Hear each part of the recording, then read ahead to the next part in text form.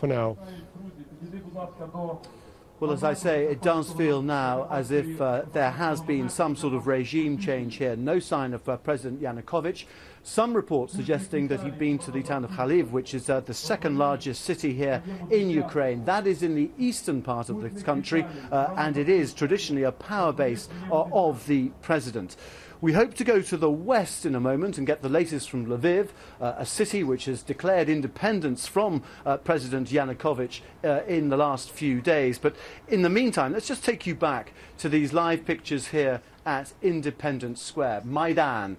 The people have been camped out here since the end of November. The end of November, when President Yanukovych decided to veer towards the east to take the Russian bailout package of some $15 billion rather than do that deal with the EU. It followed several conferences and years of negotiations with the EU.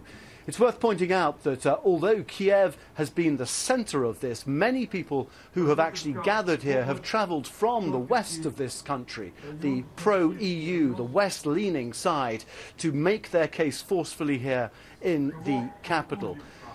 If you look at these pictures, you can see that speakers on the stage who've been talking now for months, practically 24 hours a day. And if you look around the square, you can see the burned out buildings. What is extraordinary is that after 48 hours here of violence and bloodshed, which has seen some nearly 80 people killed this week, the protesters are still prepared to fight their corner. For the last 24 hours, several of the bodies of those people who've been killed in these recent flare-ups have been paraded through Independence Square. Prayers have been said, music has been sung as well, as people honoured these victims of this revolution against President Yanukovych. The deal, which was put together by the foreign ministers of France, Germany and Poland, really gave the protesters here no option but to agree.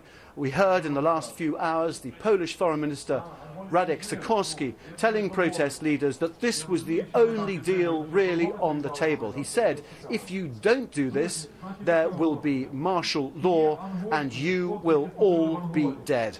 Now it does seem that President Yanukovych has just drained away, spirited away, all his authority gone. The parliament has been sitting today, but he has lost his majority there, and already certain acts and statutes are being passed by parliament. For example, a return to the 2004 constitution, which would severely limit his powers. Even those acts need to be signed off by President Yanukovych, including the release of one of the opposition leaders, Yulia Tymoshenko, in prison at the moment. She's been jailed for abuse of power, but the protesters here, want her to be released as soon as possible. We'll be bringing you much more on another historic day here in Ukraine throughout the next few hours. We also hope to be speaking to our correspondents around this country. But for the time being, I hand you back to London. Tim, thank you very much. Yes, clearly a very fast-moving situation there. Absence of central control in the capital, Kiev. And, of course, we'll bring you up to date with all that, as Tim says, throughout the morning.